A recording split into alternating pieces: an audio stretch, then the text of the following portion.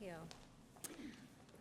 Good morning, and thank you for coming out today. And as an effort of transparency, and that is always what I strive to be as a leader, is very transparent. We want to give you the opportunity today to ask any questions that I'm able to answer concerning the announcement today from TEA.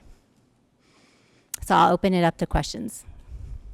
Dr. Molinar, was it a mistake to close FWISD 6th grade knowing what you know today, and ultimately who made that decision? So it's not a mistake to close the former Glencrest 6 and combine into Forest Oak.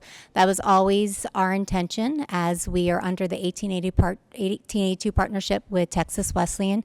And part of our facility master planning is to not have 6th grade centers as well. We like that vertical alignment for 6, 7, and 8.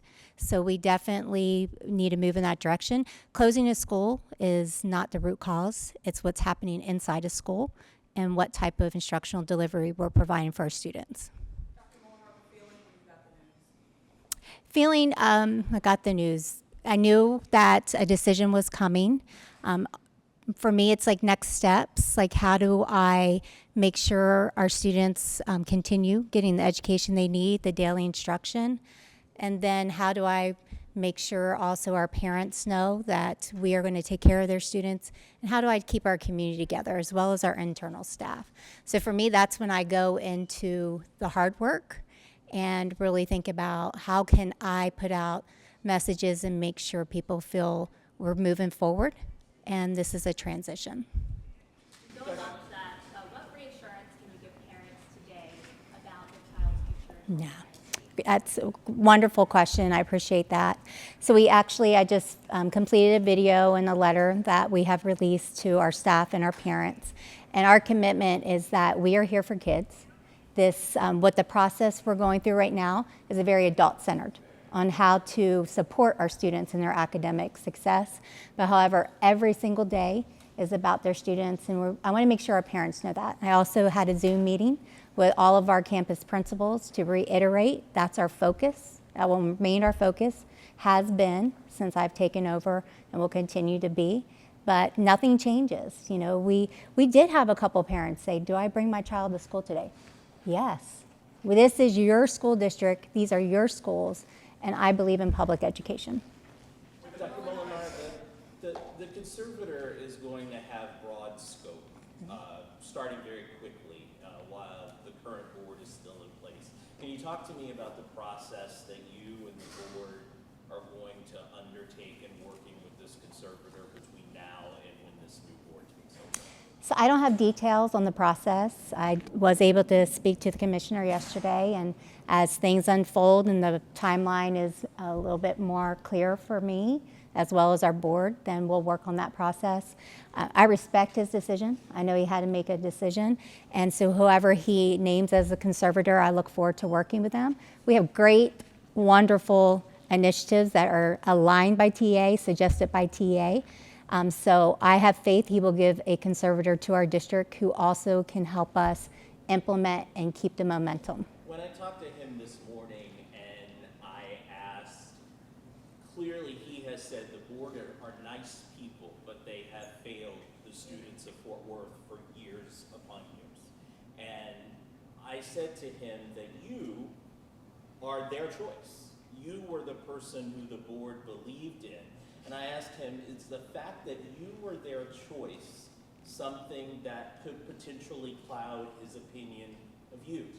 He said possibly.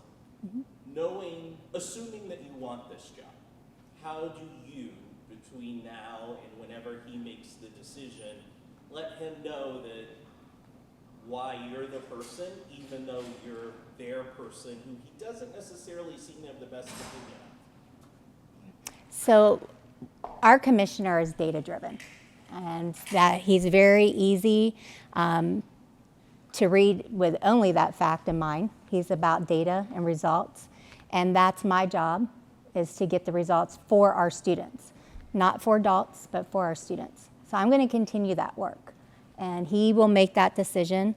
And you know, I'm happy they asked me to be the superintendent of this school district, and I have shown that we put initiatives in place. We have gotten the results. We still have a long way to go, But that's my work, and I'll continue to do that work.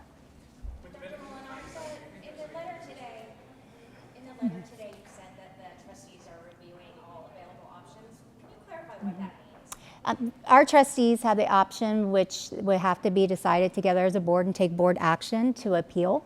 And so that is on our board to make those decisions and follow that.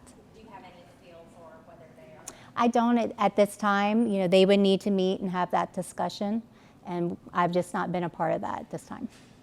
Do you think there's anything the district could have done to avoid this? There's always things we could have done. When you see a school that is not performing and have a rating that's unacceptable, and really that's what you're seeing us put in place that we announced as a team last month with resource campuses and doing reapply, and then also putting structures in place. And that should have been done. That should have been done years ago.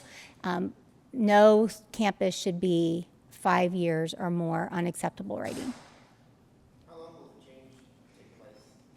I'm not sure how long the transition will take. His letter does state sometime the spring of 2026 or the beginning of 2026. So I would say the transition and the timeline could be anywhere from 4 to 6 months. And once it does, is it indefinite to how long they're in charge? He has actually, there's in our community letter that will go out later today, it really shares the process that Houston followed. And there's a lot of options that's a 2 to 4 year or longer span that a state takeover can stay in place. She'll take 2 more questions and then it's a wrap. Commissioner Morath said he's impressed with your leadership, but he also said the district now needs a superintendent who's a master technician. How do you interpret that comment? I was born to be an educator. That's been my only profession, my only job. I went to college to be a teacher to teach children to read. I've had the opportunity to work my way through the system in many different roles. And what I've put in place in the short time that I have led this district, I've gotten results. Dr. Molinar, what is your message on not only leading Fort Worth ISD through this transition, but what's going to be on the other side? Repeat that one more time for me. What would your message be, not only for families and students, but your staff, on how you plan to lead through this transition and what you're hopeful for on the other side? Our plan is to continue our urgency and to continue to be very transparent that if a student is not on grade level, it's not okay. But to implement with high quality instructional materials with fidelity every single day and have instruction going on in those classrooms. That comes with accountability. And we have to hold people accountable. If you do not want to implement the instructional framework we have in place and utilize our instructional material that is research proven for kids and State Board of Education adopted, then this is probably not the district for you to be in. So our message is to our parents is like, we have the things in place for your child. Bring them to school every single day, support the schools, engage with us, hold us accountable as we hold everyone else accountable around the framework to support their children.